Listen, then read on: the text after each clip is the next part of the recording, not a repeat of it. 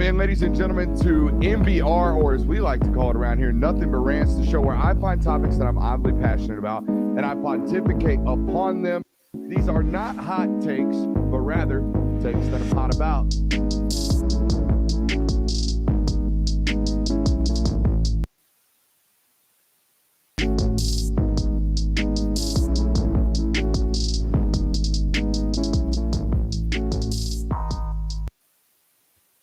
What is up, ladies and gentlemen? It is rare. I'm going to tell you what, it is very rare around here. We start a program with a video clip, but I haven't been around in a week and a half. It's been a while since I've been on the airways. And you know what? I figured, why not let someone else do my job to start the show? So let's cut a clip. We're going to cut a clip of the head man right here, Kirby Smart. Welcome in. We're going to start the show today with a little bit of video from that of Kirby Smart. Here we go. It's like a true quarterback is a decision maker. In our system, because some systems take all the pressure off the quarterback and they just go really fast, we don't do that. We're a quarterback-driven offense. So can you process the information?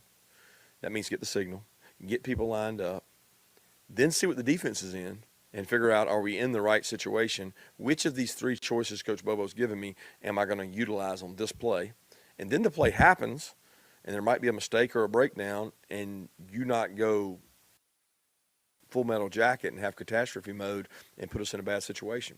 So, decision making is the number one thing I want to see at the quarterback position. Can you make consecutive decisions over and over that don't cost our team games? Because we have enough playmakers and we have enough plays that you will make a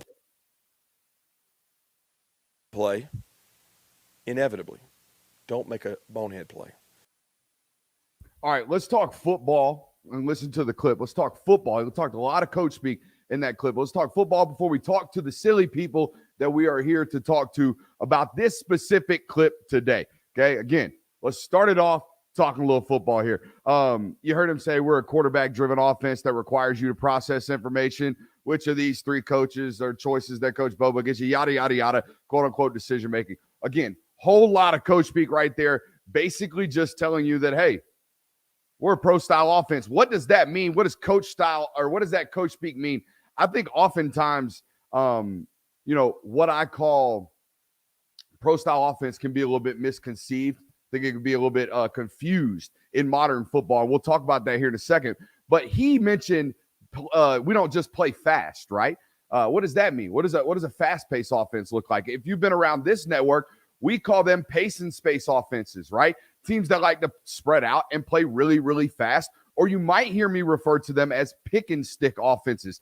These are offenses that are predicated on space, right? But they're predicated on pace and tempo, okay? And they're predicated on skewing the data towards numbers of opportunities. That's all this is. This is basically analytical football on steroids. It's shooting 3 points in basketball and shooting a lot of them. That's what Tennessee plays. That's what Ohio State plays. That's what faster pace offenses play. They take a lot of reps at it. They take a lot of cracks at it and an opportunity and a hope that you score more points in the end, right? Then there's offenses like what Kirby talked about, right? Which again is a lot of words and a lot of coach speak to say they basically play a pro-style offense. And again, I think pro-style offense is a term that gets very misconstrued and kind of confused nowadays in football. Okay, and all that means, all pro-style offense means, or all multiple offense means to me, is that in and of itself. You can do multiple things. Pro-style offenses in college football and in the pros, in the NFL, can sit down and they can run just as much 12 personnel, 2 tight ends on the field under center, as they do 3-by-1 out of shotgun. They are multiple. They can do a variety of things, whereas pace and space offenses, pick and stick offenses, these types of offenses are much more predicated on this is what we do. We're going to do it really, really fast, and we're going to try to get as many cracks at it today as we humanly possibly can, right? 2 diametrically opposed ways of going about offense. That's all he just said.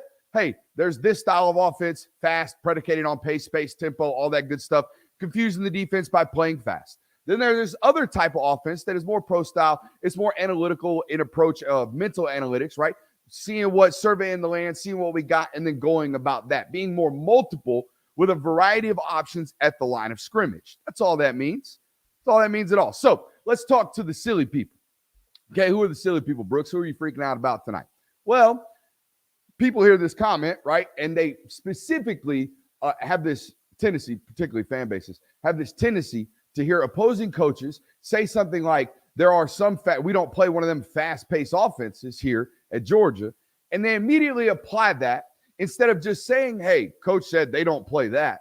Instead of applying that as just that, a statement of truth that Georgia does not play a fast-paced tempo offense. Instead of taking that at face value, they want to take it as an insult. Who are we talking about? Well, there's really only one team in the SEC, particularly the SEC East, that's out here running pace and space. That's out here running pick and stick. That's out here running ball into the left hash. Everybody knows y'all run a stack bunch, and y'all are going vertical. There's only really one offense that's doing that, and it's Tennessee. So Tennessee fans hear this quote, they get all up in arms, automatically apply it to themselves, okay, and start getting, coach taking shots at us. Look at our quarterback play. Look at the stats, yada, yada, yada. I don't want to get all defensive, okay? Tennessee fans, I know we've been doing a lot of talking to you guys lately on this network, and we've been getting all about that piss orange, that dehydrated orange that y'all wear. And we've been getting after you and making a little fun of you. Lord knows Backstreet Street Boys, who I think have been on hiatus, go after you guys relentlessly. I actually enjoy your pick and stick offense. Don't think it's anything you need to be upset about or even defensive about. And here's what I'm going to tell you. I'm going to be 100% honest right here. It is no secret, Tennessee fans, it is no secret that, hey, your quarterbacks are going to get dinged in the NFL process. That's exactly what's going to happen, okay? Your quarterbacks won't be developed as well as other systems, okay? Your offense is simple in concept but complex in execution and nature and operation, okay? What you do in and of itself, not complicated. How you do it, extremely complicated. Causes ultra confusion on Saturday. You are a college offense, not a professional offense, okay? You are an offense predicated on hash marks, okay? And the hash marks, most importantly, being extremely wide in the college football game. You know what doesn't work in NFL games? Hash mark-based offenses, okay? We are better into the boundary or better to the field. Those types of things don't work in the NFL. You know why? Because the hash marks are the length of the goalpost. When the ball's on the left hash, it's basically in the middle of the field. When the ball's on the right hash in the NFL, the ball's in the middle of the field.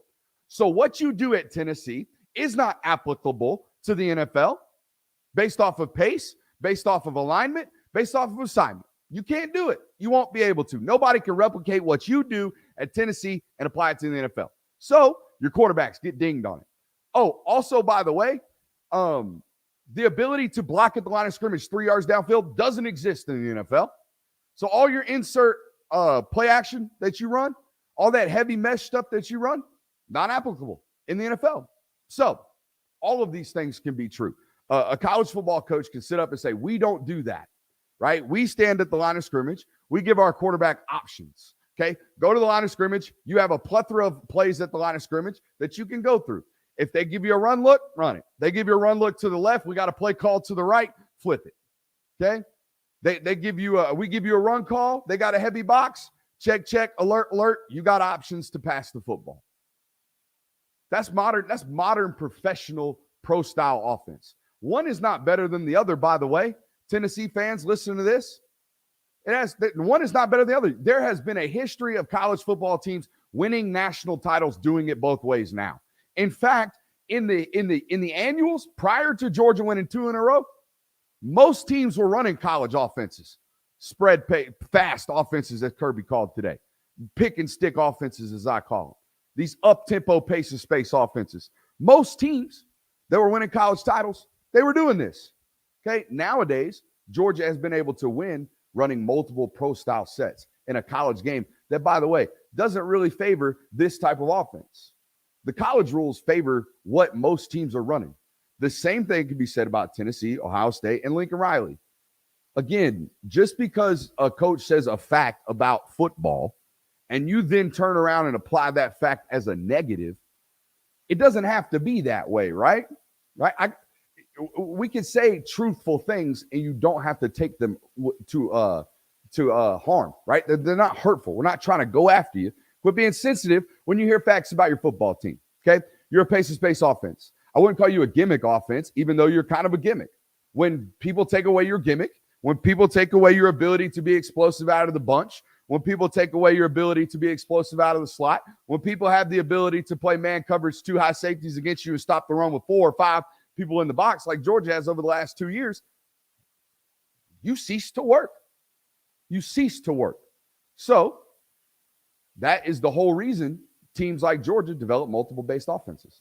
By the way, so they can be one offense that favors Carson Beck if they need to. That can be a totally different multiple-looking offense if Brock Vandagriff is the starting quarterback.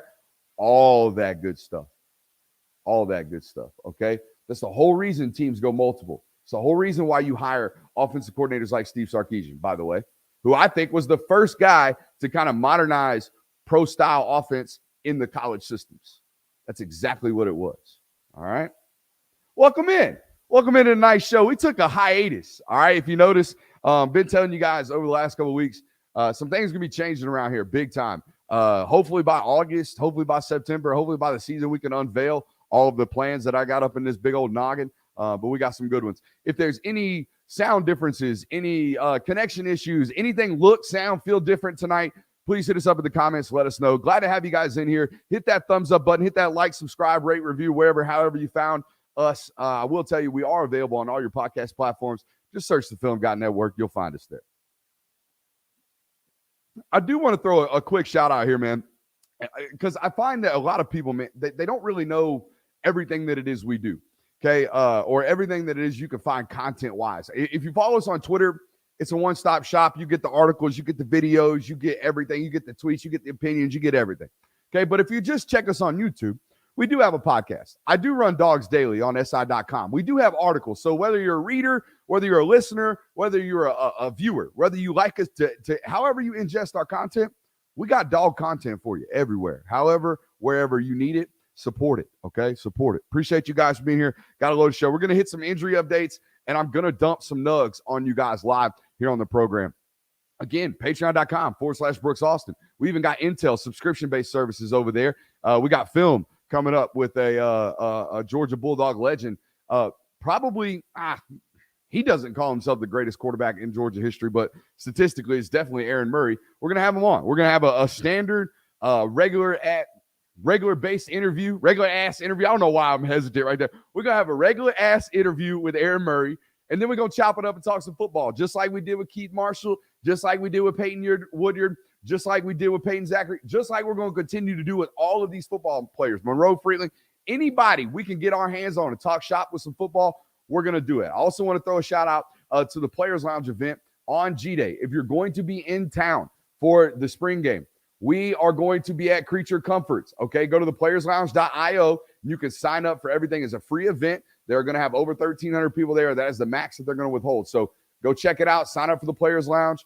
Get in there and come see us on G-Day if you're going to be in town, because here's the deal. We're bringing the board. We're bringing the cameras. We're bringing the mics. We're bringing everything. We are bringing the show to Creature Comforts, okay? And better yet, we're going to have Keith Marshall on the board. We're going to have Aaron Murray on the board. I'm going to be on the board. We are going to get up. We're going to talk some football, okay, in person. There is no better way to ingest this than to feel the juice live and in action. So if you want to check that out, G-Day, the Players Lounge event, Creatures Comfort, it is the place to be. All right, enough damn business for tonight. The guy calls it NBR, nothing but rants, and some bitch ain't ran it in 2.5 minutes. Get after it. All right, here we go. Injury report. Hey, it's a really banged up football team, as it typically is this time of the year.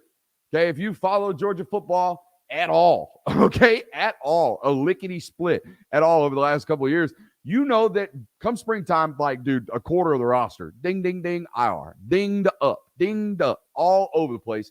And the reason that is, right, the reason that is because this football program protects its athletes better than probably most in college football. And I've done a pretty decent job of explaining this over the years, but I'm going to do a better job tonight, I believe, okay? Most programs give guys options to play through things. Georgia does not give you any such option, not at all, okay? And a prime example of this, and again, let me explain, like many young college football players, I tore my AC joint my freshman year of college, okay? Right off the bone, okay? Your shoulders are not very strong, I'm just going to let you know. They are a very weak bone. They are a very weak joint. They don't have strong tendons around them. They are not made to put your arms out and be collided. That's not what they're for. It's not what the ligaments are for. So my redshirt freshman spring, gone through my first fall as a football player. Going into the spring, I have an opportunity to compete for a job, as most redshirt freshmen do that are somewhat highly recruited, right? Like all of these kids we're going to talk about tonight on these injury report, there are playing time on the line. And in this case, nowadays, there is money on the line. Where your status is on the depth chart will basically dictate how much money you are making in NIL, on-campus value, all that good stuff. No play, no pay. Good as new. Simple, easy concept right there, right? So I tell you that to tell you that Georgia protects the players from themselves. Okay, I go into this spring and I tear my AC joint. Doc gives me an MRI, shoots me up with that ink and that dye. Hurts like hell if you've ever had one. They put you in an MRI. 10 minutes. Doc comes out. He said, well, son, you're screwed. Okay, you're screwed. Your AC joint ripped completely off the bone. You got two options. Okay, one, we can have surgery, make you good as new. You're never going to have pain the rest of your life. In fact, it'll probably feel better. You'll probably be stronger, but you're going to be out 6 months. That means no summer workouts. That means the spring practice is over for you. That means you're really not going to be healthy and ready to bench press until about September. Okay. And well, we'll see what goes on this fall. If it even maintains, it might be a 7 to 8 month recovery. Who knows? Or option B, you just kind of deal with pain the rest of your life. Let it heal naturally. Let it attach itself and just figure it out. Right. Just milk your way. Tell coach you can't do bench press the next couple months. Do some self-rehab. Hope it attaches itself back. Who knows what it's going to feel like the rest of your life. What option do you think I took? I took the option to just suck it up, bite the towel, go through it, right? The rest of my career. I can't sleep on my left side of my body till this day. I cannot explain to you how many football players have that exact story. Coach or Doc gave me the option to fix me or let me go and let me just be a brute and be a warrior and go figure this shit out and maintain the pain tolerance however I need to, okay? Or just have the surgery and quote unquote tap out on whatever it is I'm competing for, okay? That is the option and the reality at a ton of college football programs because it is cutthroat, especially nowadays. At Georgia, there are no options. You get hurt, you get fixed, period. They don't care about what your immediate needs are to go out there and compete. They care about your long-term future, okay? So when Jalen Walker has a shoulder injury that he could probably play through with a brace. You know how I know? Because he probably played through it most of the season last year, okay? When Marvin Jones has the same shoulder injury, Georgia does not give these kids options to go win a job. That's not what it is. You will win the job when you come back fully healthy and your remainder of your college football and professional football career is protected. You are valuable and you're worth protecting, okay? That is unique to this football program. So when Kendall Milton tweaks a hamstring, guess what? Spring's over, big fella. Like, we don't need you. Michael Williams, when your toe's been bothering you for like 8 months, like, dude, you're the best defensive end we got. We know this. Like, sit the hell down. Get it corrected. We're good. We'll see you in August. Not a big deal. Okay? All these guys, every single one of these dudes that probably could go, we're good, man. We're good. No need for it, right? Now, this is a different case. Okay? Ladd is a very different case. Ladd is 5'11", 188 pounds. I'm glad Marion Campbell put this in the comments. Ladd McConkey is a different case. Ladd McConkey, and I promise you, if we ever had him on the network or were allowed to, he would agree to this right here. He would look at you dead in the face and say, yeah, that's true. Ladd McConkey's 5'8", 188 pounds. If his ass ain't playing hurt every single time he's hurt, he ain't playing. That's the God's honest truth. That's the God's honest reality. And guess what? They do things to help him out, right? He's not necessarily practicing at 100% every single week. Damn sure not during the season. All right, so during the offseason, they will clean all these things up every single time they get a chance. Ron Corson and his staff are better than anybody in the country going up and clipping and cleaning these things, right? Football players, again, are by nature natural warriors, okay? They will attempt to play through anything, okay, they can manage to play through that. They can possibly self-medicate themselves through. The good news, okay, when you look at the injury report list, it is rather long, right? when you look at it, the good news for Georgia fans, I believe most of this stuff is preventative.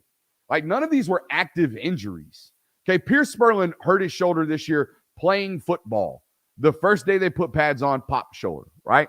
That is a football injury. That is an active football injury. He was in the act of playing foosball and FSU, all right? That is not what happened to Mike Hill. That is not what happened to Kendall Milton. That is not what has happened to Dejon Edwards. These guys are all preventative. They're all getting things cleaned up.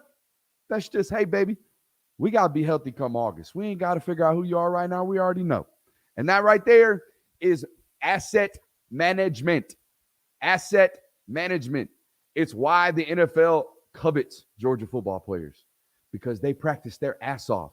But you know what? Ain't nobody coming out of there banged ass up. They have yet. I mean, Azeez Ojulari was going to be red flagged no matter what school he went to at the NFL Combine. That knee injury in high school was horrendous. Okay? So there was some scar tissue, some issues. That was going to be red flag. But other than that, guys, when was the last time you heard of a Georgia football player and have a massive, massive medical red flags or a bunch of issues? Or the NFL saying, ooh, we got to drop that stock because of such. Or, damn, them Alabama players, like they do about Alabama, them Alabama players get ran down in the ground, right? It's not being said about Georgia football players, and this is a lot of the reason why. Okay. Told you I was going to be dropping some nugs on you. What are nugs? Bits, pieces of information. Okay, all of these that we're going to be talking about tonight, they are weeks old. Weeks old over on Patreon. Not weeks old. I would say a week or so old. Patreon.com/Brooks Austin. I promise you, spend the $10. Just do it. Okay. If you don't like it, if you don't think it's valuable, I'll give you your money back. All right. And you can get canceled free of charge. It's not even hard, dude. I've seen some of these, like, go try to cancel your Hulu subscription. Go try to cancel your Peacock subscription. Impossible. Not happening. Okay. Make it so damn hard. Go try to unsubscribe from whatever email threads you're getting all damn day. Impossible. You want to unsubscribe from Patreon, you hit 2 buttons, in and out. See you. You ain't even got to answer no damn survey. Cost effective, cost efficient, no risk. Come try it out. Patreon.com/Brooks Austin. Let's talk about it. We're going to give you some spring intel update right now. Lawson Lucky was a really, really, really hard projection coming out of high school. Okay, if anybody listened to us, we've been on Lawson. I say we. It's normally I, especially when we're talking about recruiting. These are players that I've seen. None of my writers are going out doing this right now. Although, Jonathan, hey, you want to tag along this summer? We ain't living far from you nowadays, baby. We got a front seat for you, okay? So, Christian Kirby, same thing, okay? All my key guys. All right, if you want to ride, we'll take you. But anyways, I saw Lawson Lucky on the recruiting trail in the spring of 2020, okay? He was actually running routes at Tony Ballard's quarterback camp. Same day I met Will Muschamp. Fun story. You go out on the trail, you start meeting some folks. Crazy, isn't it? All right, anyways, so I'm watching this camp. Deion Colsey's there, 5-star out of Athens Academy, ended up going to Notre Dame, playing really, really well. Kane Barong was there that day. Tight end went up Notre Dame. I was so out on that guy. I told my bosses at SI, if you put him in the SI 99, I'd quit. They put him in the SI 99. I did not quit. He committed to Notre Dame. He's now transferred to Coastal Carolina. I don't know if he's going to make the 2 deep there. Not my bosses don't watch, so I'm just going to tell you, we was right. We was right on that one. Nonetheless, Lawson Lucky was out there that day getting his grind on, and I'm sitting there watching him. He's a freshman, right? Spring of his freshman year, going into his sophomore year. I'm like, damn, that is a dude. Come to find out, he's the son of one of the Lucky triplets that played with Kirby Smart in the late 90s, early 2000s in Athens. So this is a genetic guy. This is a guy that's been handed down Division I SEC genes, and all of that was evident his freshman year. But then you see that great mover, great body, you can project it. You're like, hey, it's going to be a great football player. This guy's going to be really, really good. But how do we project him? We're going to have to see. He's 14, 15 years old. Let's watch him. So the next 2 years at Norcross, we keep tabs on him. We go see him a couple times a year, see him during the spring, see him during the summer. 6'4", 230, blocking tight end. Norcross never had more than like 36 receptions his sophomore, junior season, never more than like 350 yards, was just kind of, you go watch him and it's like, that is guaranteed going to be a great blocker as a tight end. He is a committed run blocker. He is going to be guaranteed. That is a known commodity. Whether or not he's going to be a factor as a mismatch as an H, we don't really know. That's what the progression, that's what the evaluation rather looked like from his 14-year-old, the day I saw him, okay, until his junior fall. Then I go see that sucker about 6 months later at his spring game. And dude, if he wasn't wearing the same number, wouldn't have known. Would not have known who it was. Looked like a completely different football player, okay? Not that he was a fat, chubby kid. All the baby fat gone. Looked like a super linear, super physical athlete. Calves super defined. Ankle dexterity, gone. Like he had no ankle fat around. Ankle super skinny all of a sudden. Looked like a bona fide athlete. Guaranteed, okay? Also, Ole Miss's head or tight ends coach and offensive recruiting analyst standing right on the sideline. Joe Cox from Alabama standing right on the sideline. Todd Hartley from Georgia standing right on the sideline. Everybody that was anybody that was recruiting this dude there needed to be there, had to be there because they knew, they had heard this guy done bloomed. Something done blossomed. This guy done turned into one. And now he gets to Georgia and it's like, uh-oh. Right? Absolute freak show already at the University of Georgia. Okay, we saw him that spring. That fall, his senior year, he goes on to average a career-high 13 yards per carry, goes for over 48 receptions, and has over almost 700 yards receiving. So he has a career year after physically just popping, just absolutely working on whatever it is that he needed to clean up, and the physical profile of the athlete looked completely different. And again, going into college, I knew he was going to be a factor as a football player. Absolutely. But I did not know that he was going to be a quote-unquote dude, right?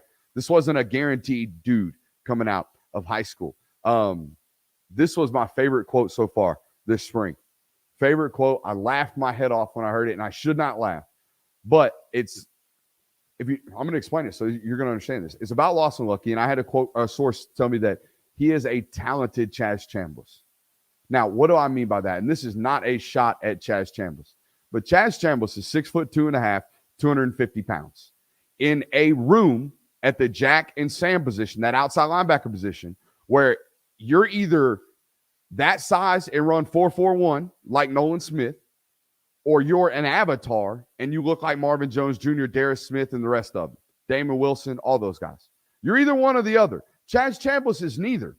Yet he's managed to be the guy and is going to be the guy at Jack entering the fall. So how does he go about doing that? The dude's a psycho. He's an absolute psycho. He's a bad MFer. Now, what would happen if Chaz Chambliss was just touched? I mean, just touched by the gods with a fraction of the same talent that he does have work ethic, right? What would happen?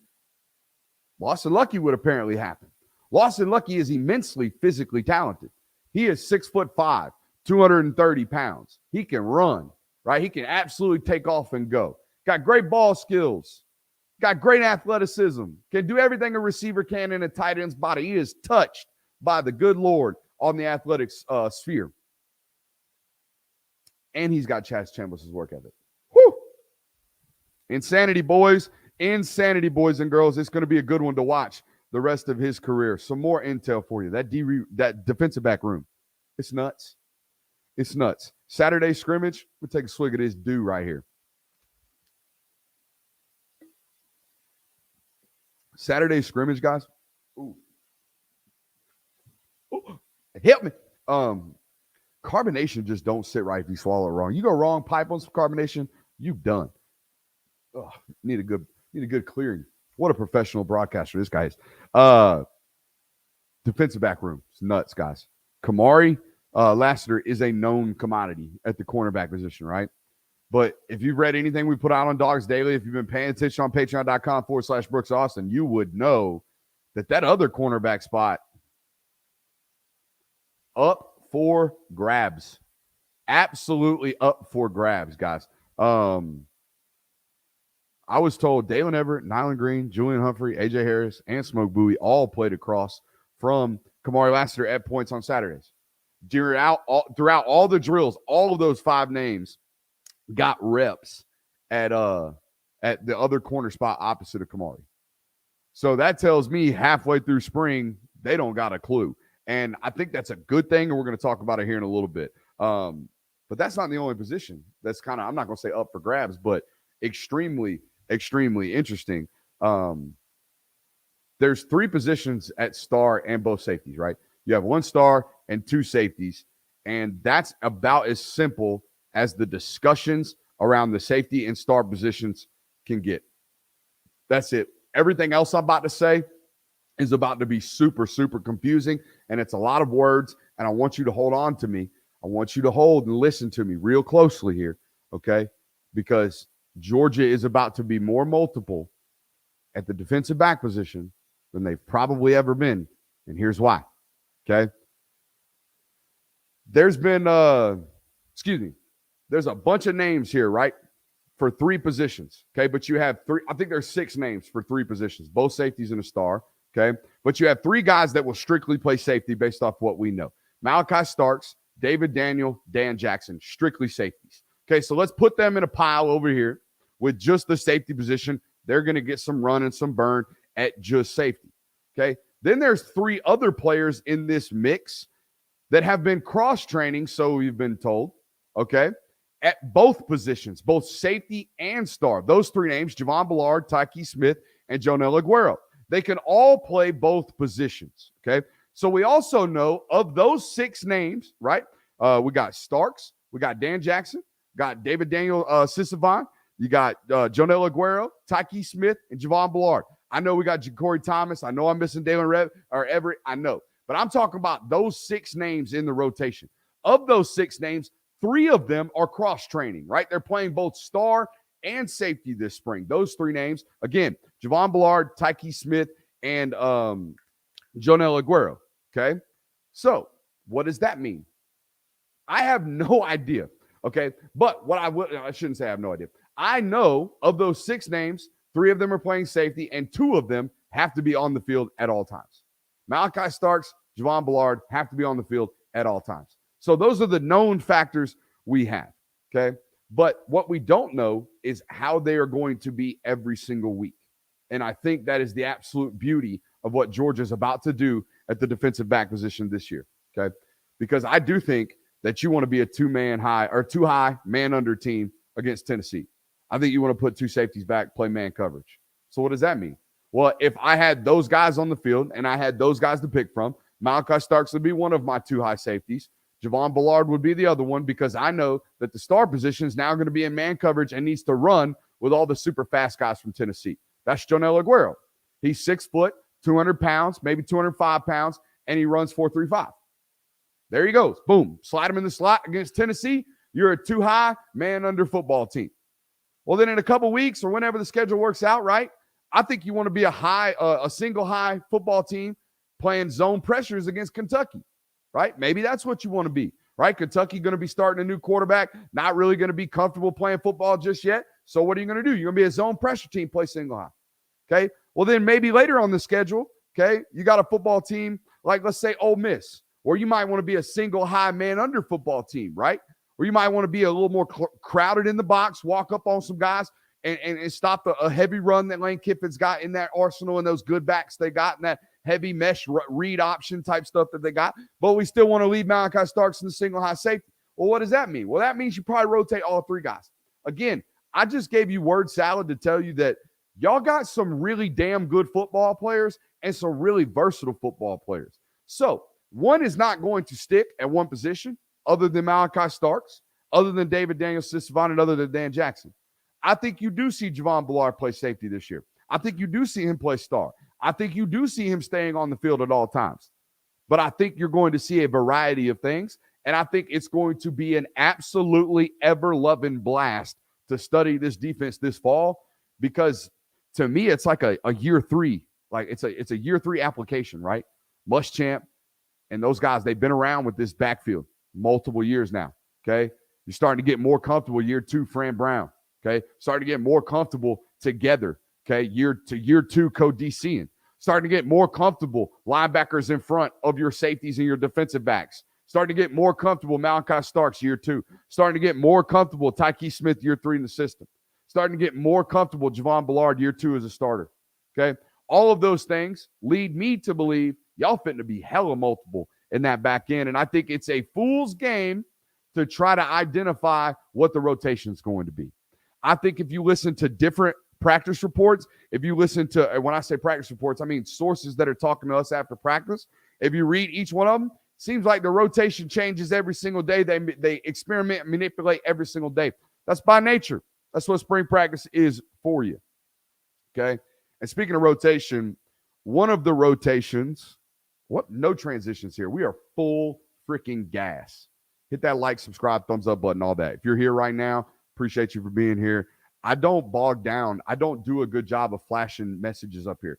Hopefully we start to make this thing look prettier with regards to production. But normally it's me turning the microphone on, the camera's on, and just full freaking gas. Get after it, that ass. So that's what it is. Here we go. I was thinking about a segment today. I was specifically talking about a position battle in my head when I was writing the notes.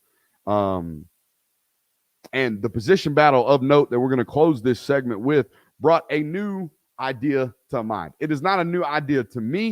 It's probably not a new idea to radio. I have a different term for it, but it's the dark alley team. Okay, here's the situation. What is a dark alley team? But here it is. You're walking home from an event. Let's call it the national title. Okay, and the ops, well, they're out. The ops be opping. They're out. They want some smoke. They want some trouble. You're in a dark alleyway of sorts, and you got to fight your way out. You get 5 guys.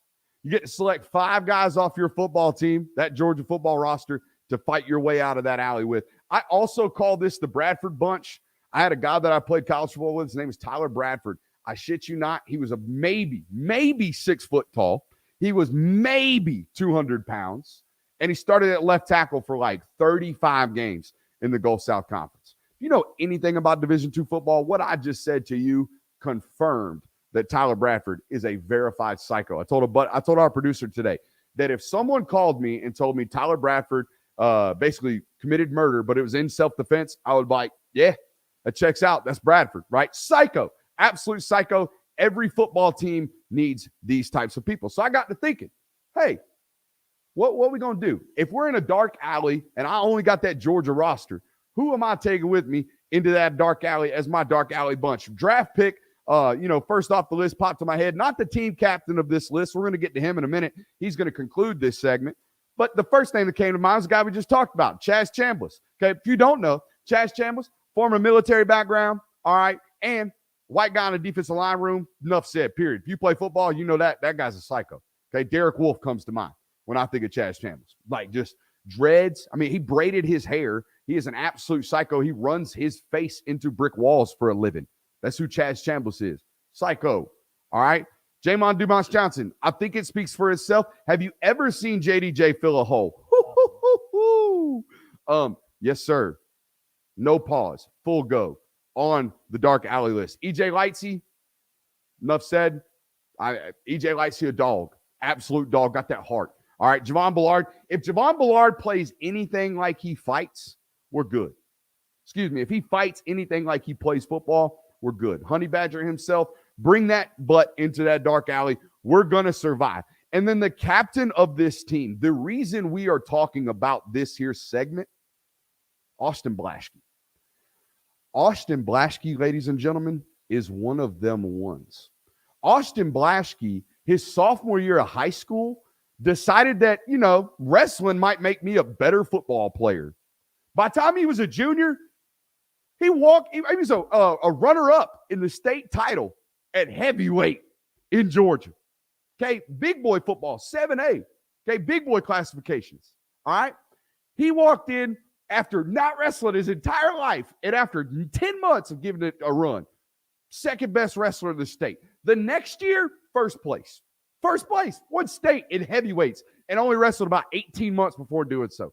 That is nuts. He's 6'5", he's 310 pounds, and I'm here to tell you, if you give him an ounce of life, he's murdering you, absolutely killing you. He is one of them ones. He is a psycho from South Georgia. He is not to be trifled with. So, when we entered spring practice, and we come on this channel, and we say, guys, pencil in, keyword pencil in Ernest Green, left tackle. I think he's got a good shot. Loved the spring tape last year. Back injury's good. Ready to rock. He's going to be good to go. Oh, but by the way, there's just this like chance. There's just this slight chance that Austin Blaschke, I mean, we're going to give him some run. We're going to give Austin Blaschke some run. And by God, you'd have thought it was the, and so you're telling me there's a chance meme from Daggum Dumb and Dumber. All right, that's all he needs. That's all a psycho like this needs. It's just a breather, right? Because one of these people, and every football team has this, right? Every football team, especially one that's worth a salt, has one of these position battles that gets won by the psycho, not the talent. There's always a position battle where, and this year there's two of them. I think the jack position is going to get won by Psycho and Chaz Chambliss, and I think this left tackle position right now is getting won by Psycho and Austin Blaschke. He is not more talented than Ernest Green. He is not. But you gave him an opportunity to fight, and by God, he's the captain of the dark alley team. The son bitch ain't going down. He is not dying. So he's going to fight you all spring. He is going to make it relentless. He is going to battle you for 4 quarters. And the most important thing about what I'm telling you right now is the way in which they are competing, these guys, the way in which they are allowing them to go about the job. So I'm being told. Normally, 9 times out of 10, when you go into a position battle like this in the spring, at most positions, 50-50, straight up. Everybody in the building knows you two homies, y'all going at it all spring. You get the direct same amount of reps, and y'all go. You get 5 reps with the ones, you get 5 reps with the ones. At the end of the day, we grade them out. That's how it is at most position battles. For the first time in my football knowledge, I've heard something different. Now, Georgia is taking, let's say, Tuesday's practice, and they're making that a Blaschke practice. Blaschke gets 70% of the reps with the ones at left tackle, give or take. Okay, the other 30%, they go to Ernest. So you allow one guy to really get a groove, really work a lather, like a football game. Allow him to get into a groove playing next to a guy and allow him to know, all right, no fucking around today. It's me. It's mine. It's time to go, right? That's one day. And then the next day, it's the other guy's chance. And then you take those and you evaluate them. Revolutionary. Offensive line, to me, is a position of comfort. I got to know that today I'm getting it in. Today I have 35 reps to work. And if I lose 2, I better win 33. But if I'm out there and I know I only got 12 reps, and if I lose 2, then the rest of the practice, I'm all tensed up. And I can't really practice that way. Can't really get comfortable. Can't really get confident that way. I don't want my offensive linemen competing under tension and pressure. All right. I want them to be able to get a groove going, get a lather going, get some consistency going with the guy next to him. Now, the quarterback position, something totally different. I want every quarterback's butthole. I want them super, super nervous every single practice. That's what I want, because that's what the game is for the quarterbacks. For the game, the quarterbacks, for the quarterbacks, the game is tense. The game is all this. Whereas offensive linemen, bro, the game is like you feel like you're in a zone. I got like this area in front of me. I got my parking spot to worry about. And I want that guy to be, I want his brain to literally sound like this during the game. I just want him in the flow state. That's all I want. Whereas a quarterback, I want that brain to be able to do this all day long. I want it to be scattered. I want that thing to be nervous. I want it to be practiced like he's playing in front of 5,000 people, 50,000 people, 500,000 people. That's what I want it to feel like every single day, which brings us to our quarterback discussion. You know I don't lie to you. I don't. You've been around here. I don't come up with things, or I don't come up here and tell you things so you run off and feel some type of way that I want you to feel, okay? I give it to you like I get it, okay? I get it. I got it. I give it to you. That's it. There ain't no fluff. There ain't no bullshit. There ain't no nothing. It's just right here. This is how I was getting it. So here you go. This is how I'm getting it. I can't get anything but good news. Nothing. I can't get nothing about the quarterback room except, damn, they played great today, Brixie. Nothing. It's like leaving that building. If you watch practice, you have to sign a damn form. All quarterbacks played great.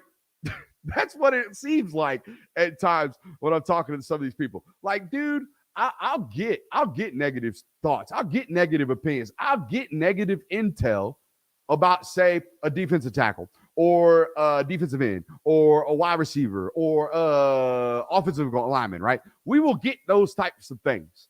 From this quarterback battle this spring, by God, you think they all playing like Joe Burrow 2019.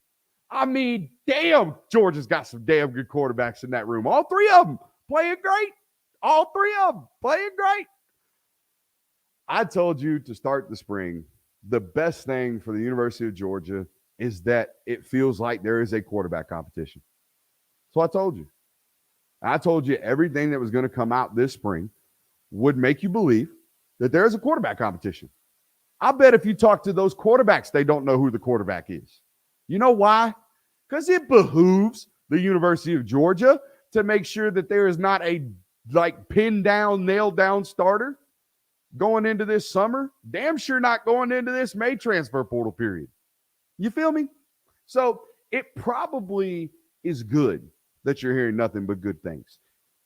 It also might be orchestrated. And that's okay. That's okay. Again, I don't bullshit you. I don't fluff you. I don't come out here and tell you stuff I don't believe. I believe we ain't hear nothing but good news by design. Again, I think you got to sign a daggone waiver. Everyone was great. All right, we're going to close the show with something here. And look, man, this isn't a basketball show. It's never been a basketball show. It likely never will be a basketball show, but it is a sports show. And it is a show where I get to talk about the things that I'm passionate about, right? NBR, Nothing But Rants, a show where I find topics that I'm oddly passionate about and I pontificate upon them like this one right here.